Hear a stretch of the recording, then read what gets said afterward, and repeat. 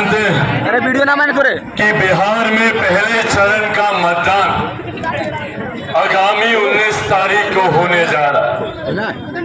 ये चुनाव निर्धारित करेंगे हम लोगों के आने वाले 5 साल का भविष्य। हम लोगों ने एक करके कई ऐसे इसके पूर्व में 5 साल भी हम लोगों ने देखे। बिहार सरकार के तौर पर हम लोगों ने देखे, अलग अलग गठबंधन आए तब भी हम लोगों ने देखे।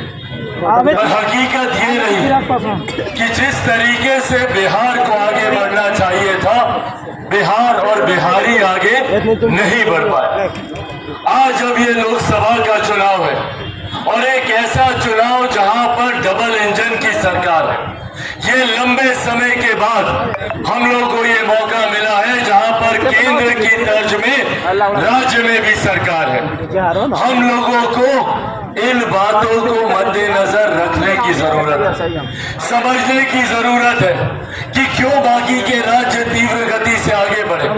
हाल फिलहाल में उत्तर प्रदेश में बनी डबल इंजन की सरकार को देखिए, कैसे वो डबल इंजन की सरकार उत्तर प्रदेश को विकास की तीव्र गति देने का कार्य कर रही है। ऐसे में जरूरी है हम लोगों को भी ऐसे नेताओं को चुनकर भारत की संसद में भेजने का जो आने वाले दिनों में इस डबल इंजन की सरकार को गति देने का काम करे। इस बात में किसी को कोई संदेह नहीं है कि 4 जून को जब परिणाम आएंगे तो उन परिणामों के बाद पुनः हमारे मौजूदा प्रधानमंत्री आदरणीय नरेंद्र मोदी जी तीसरी बार देश के प्रधानमंत्री बनेंगे। इसमें संदेह इस बात में भी नहीं है कि उसके बाद जो बिहार में विधानसभा के चुनाव होंगे पुनः बिहार में एनडीए की सरकार बनेगी, इस बात में भी कोई संदेह नहीं है। तो जब ये डबल इंजन की सरकार आने वाले 5 वर्षों में बिहार और केंद्र का नेतृत्व करेगी, ऐसे में हम लोगों के लिए जरूरी है मुख्य धारा के साथ जुड़े रहना।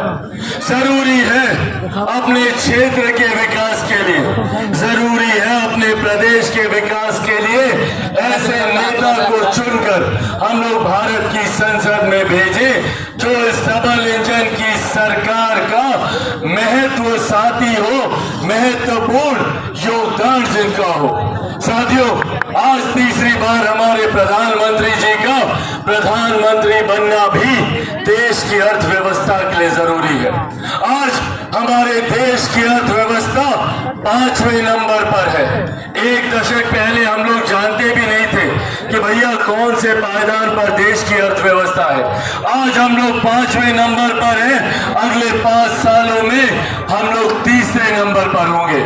देश की ये मजबूत होती अर्थव्यवस्था न सिर्फ देश को मजबूती देती है बल्कि हम लोग के राज्य का राजस्व भी बढ़ता है। जब राज्य का राजस्व बढ़ता है तो अपने क्षेत्र का आर्थिक विकास होता है, और जब क्षेत्र का आर्थिक विकास होता है तो हर गरीब व्यक्ति के हाथ में ज्यादा पैसा आता है। हर गरीब व्यक्ति के हाथ में प्रति व्यक्ति आय में वृद्धि होती है। इससे हम सब गरीबी रेखा से बाहर निकलने का काम करते हैं। ये सोच हमारे प्रधानमंत्री जी की, ये सोच हमारे गठबंधन के हर एक साथी की है कि किस तरीके से बिहार को एक विकसित राज्य बनाया जा सके, अधिकांश लोगों को गरीबी रेखा से बाहर निकाला जा सके। चिराग पासवान खुद गठबंधन